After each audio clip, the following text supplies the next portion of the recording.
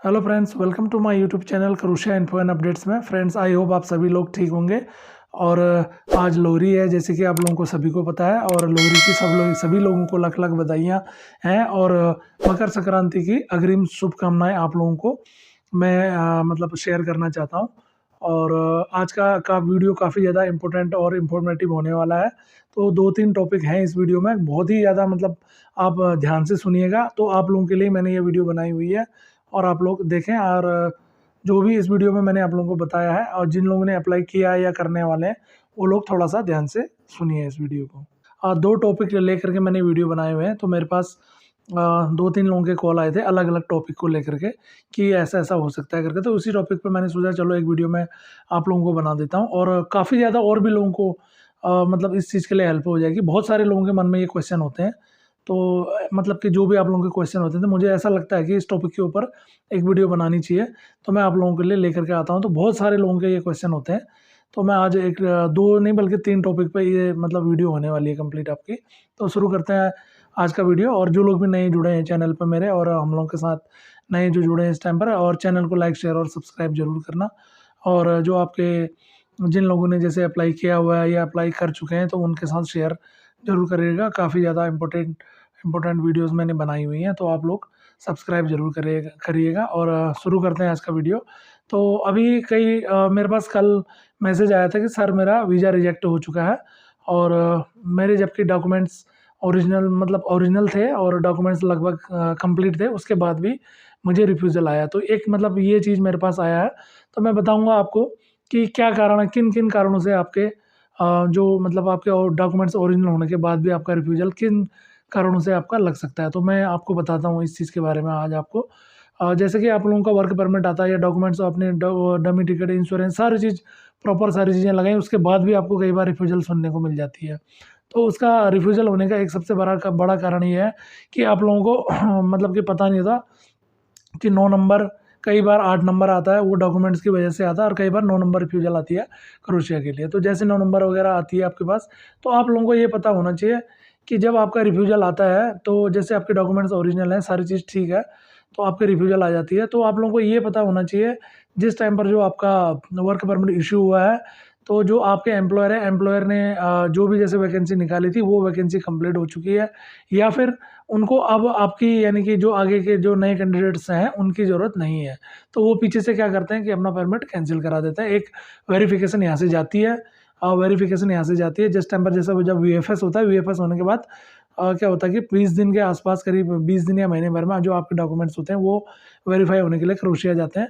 तो crochet embassy उसको verify करवाती है, ठीक है, हेड से या पुलिस स्टेशन से। और जो वहाँ पर आपका एम्प्लॉयर होता है, अगर उसको जब अगर मान लीजिए ज़रूरत नहीं है, उसको कैंडिडेट्स कंप्लीट हो चुके हैं, अब उसको बाकी लोगों की ज़रूरत नहीं है, तो वो पुलिस स्टेशन में जाकर के अपना रिकॉर्ड देते हैं कि भाई अब मुझे अब इससे ज़्यादा बंदों की ज़रूरत नहीं है, या फिर जो भी मेरे मतलब नाम से, जो भी कंपनी के नाम से वर्क परमिट इशू है, बाकी वो वर्क परमिट कैंसिल करवा देते हैं। तो आपका क्या होता है कि वहाँ से वीज़ा रिजेक्ट हो जाता है। तो एक ये बड़ा कारण है, आप लोग ध्यान से सुनना इस चीज़ को। और इसके बाद भी कई बार, जैसे कई लोगों का, मैं मतलब ये वीडियो बना तो रहा हूँ, बट बहुत सारे लोगों के मन में ये बहुत सारे क्वेश्चन आ जाएंगे, बहुत लोग डर जाएंगे। मगर ये मतलब आपको डरने की ज़रूरत नहीं है इस चीज़ के लिए। आप बेफिक्र रहें, अपने जो भी एम्प्लॉयर हैं भरोसा रखें अपनी एजेंसी पर। जो लोग भी आप लोगों ने अप्लाई करा है, मैंने आप लोगों को मतलब डराने के लिए वीडियो नहीं बनाई है।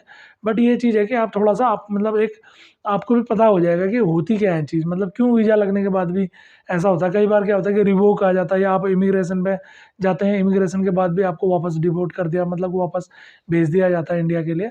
तो कई चीज़ें, वो यही कारण है इसका कि मतलब एम्प्लॉयर के पास वैकेंसी फुल हो जाती है, तो वो पीछे से वर्क परमिट अपने कैंसिल करवा देते हैं। और इमिग्रेशन वालों को भी बता देते हैं कि भाई अगर कोई इस नाम से आएगा वीज़ा लगने के बाद भी, आप लोग उनको मतलब मुझे ज़रूरत नहीं है। तो वो चीज़ फिर आपका एजेंसी जहाँ से आपने अप्लाई किया हुआ, वो सारी चीज़ें आप करें उस चीज़ के लिए। तो ये एक बड़ा कारण है। जैसे आपका डॉक्यूमेंट्स भी ओरिजिनल है, तो भी अगर मतलब वीज़ा रिजेक्ट होने का एक बड़ा कारण ये है कि आपका जो वर्क परमिट है, एम्प्लॉयर उसको वेरीफाई नहीं करवा। तो ये चीज़ आप लोग थोड़ा सा देखिए। और जो जिससे भी आप लोग अप्लाई करवाते हैं, थोड़ा सा एजेंसी अच्छी हो, और जो आपका लास्ट कंप्लीट तक आपका कंप्लीट काम करके रखे, ऐसी जगह से आप काम कराइए। तो शुरू करते हैं दूसरा टॉपिक इस वीडियो का। जैसे कई लोग, मेरे पास अभी 2 से 3 लोगों के फिर से फ़ोन आ चुके हैं कि सर मेरा जैसे हम लोगों ने वर्क परमिट अप्लाई किया हुआ है और मेरा पासपोर्ट कहीं खो गया, और एक बंदे का वर्क परमिट क्या था कि 2 साल नहीं सॉरी 1 साल बचा हुआ था, वर्क परमिट अप्लाई कर दिया था उसका। वो कह रहा है कि वर्क परमिट मेरा एजेंट बोल रहा है अब आ रहा है और मेरा वर्क परमिट जो मेरा पासपोर्ट है वो एक्सपायर हो चुका है। और एक बंदे का और आया तो उन्होंने ये बोला कि मेरा जैसे मैंने वर्क परमिट अप्लाई किया हुआ है तो अप्लाई करने के बाद मेरा करीब 4-5 महीने बाद मेरा वो जो वर्क वो ये क्या बोलते हैं पासपोर्ट है वो पासपोर्ट खो चुका है मेरा। तो मैंने नया पासपोर्ट बनाया, तो उस नए पासपोर्ट में क्या मैं सबमिशन करवा सकता हूँ? और जो ऐसे ही एक बंदा और था उनका ये कहना था कि जो मेरा ये था क्या बोलते हैं इसका नाम पासपोर्ट था वो एक्सपायर हो चुका था, 1 साल हो गया है उसको, ख़त्म हो गया। तो अब नया पासपोर्ट मैंने अप्लाई कर दिया है, मतलब आ चुका है नया पासपोर्ट, और जिसका खोया था उसका भी आ चुका है पासपोर्ट। तो दोनों का ये कहना था कि भाई हमने तो अप्लाई करा था, अब हमारा एजेंट बोल रहा है वर्क परमिट आने वाला है, तो क्या हम नए पासपोर्ट में हम लोग मतलब सबमिशन वीएफएस करा सकते हैं? तो ये चीज़ है। तो आप लोग ध्यान से सुनिएगा इन चीज़ों को और आपके भी काम आएँगी। जो भी अगर जिसका वो पासपोर्ट जैसे एक्सपायर होने वाला होता है या पासपोर्ट खो गया या ऐसी कंडीशन में आप करते हैं तो ऐसा बिल्कुल नहीं होगा, क्योंकि जब आपका वर्क परमिट अप्लाई हो चुका होता है तो उस टाइम पर जो आपके पासपोर्ट की डिटेल्स, आपकी पीसीसी की डिटेल, पीसीसी में भी पासपोर्ट का नंबर पड़ा होता है।